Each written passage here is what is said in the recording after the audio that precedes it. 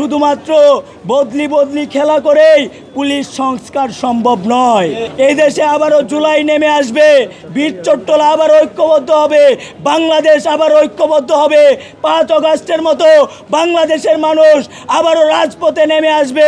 তারা পুলিশের সংস্কার চাইবে, তারা তাদের ভাইদের খুনিদের বিচার চাইবে। পটিয়াতে আমাদের সহযোদ্ধাদের উপর পটিয়ার ওসি কর্তৃক আমাদের সহযোদ্ধাদেরকে হামলা করা হয়েছে, আমাদের সহযোদ্ধাদেরকে আহত করা হয়েছে।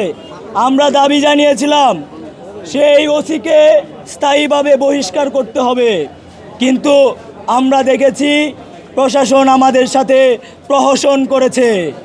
আমরা পরিষ্কারভাবে বলতে চাই, পটিয়ার ওসিকে স্থায়ীভাবে অপসারণপূর্বক তারে বিচারের আওতায় নিয়ে আসতে হবে। আমরা পরিষ্কারভাবে বলতে চাই, আমাদের যে সকল ভাইয়েরা আহত হয়েছে তাদের চিকিৎসার দায়ভার সংশ্লিষ্ট মন্ত্রণালয়কে নিতে হবে। প্রিয় সহযোদ্ধা, আমরা জুলাই অভ্যুত্থানে দেখেছি আমাদের উপর কিভাবে পুলিশ গুলি চালিয়েছে।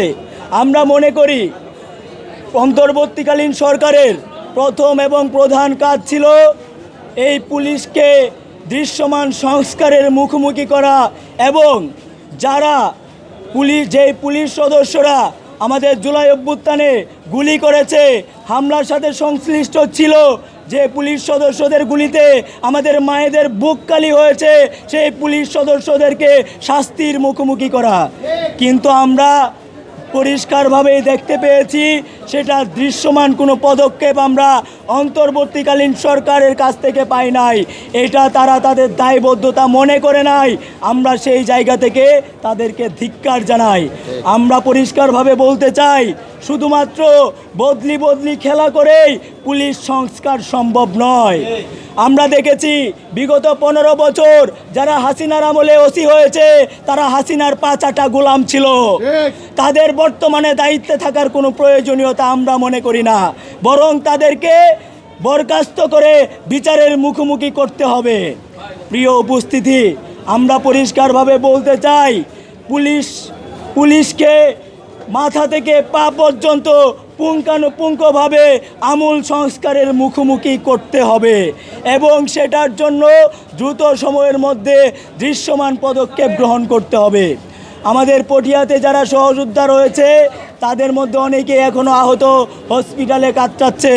আমরা চাই এবং আমরা বিশ্বাস করি এই দেশে আবারও জুলাই নেমে আসবে।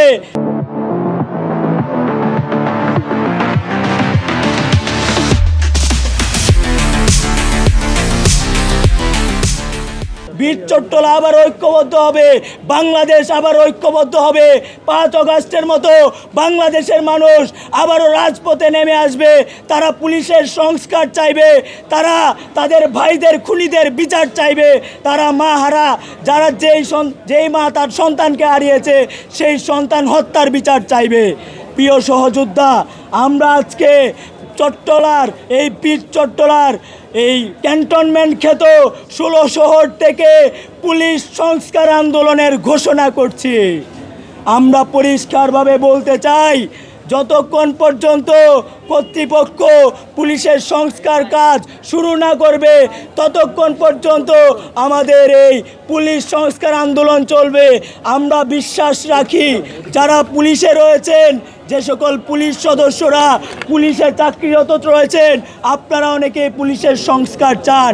আমরা চাইব আপনারা আমাদের ভাই, আপনারা কাঁধে কাঁধ মিলিয়ে রাজপথে আসবেন। আপনাদের জায়গা থেকে আপনারা আমাদেরকে সংহতি জানাবেন এবং পুলিশের সংস্কার কাজের অগ্রগতির জন্য আপনারা মুখ্য ভূমিকা পালন করবেন। এটা শুধুমাত্র আমাদের দাবি নয়, এটা এদেশের মানুষের দাবি, এটা এদেশের প্রত্যেকটা পুলিশ সদস্যদের দাবি।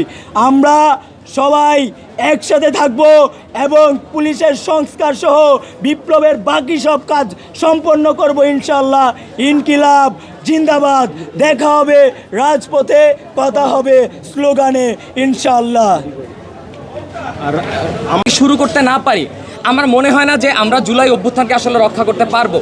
সেই জন্যই আমরা চিহ্নিত করে তাদের বিরুদ্ধে বিচারিক ব্যবস্থা না নিতে পারি, প্রশাসনিক ব্যবস্থা না নিতে পারি, আমাদের 1 বছর হওয়ার পরও আমাদের খুব একটা উন্নতি কিন্তু হয় নাই। সবাইকে ধন্যবাদ।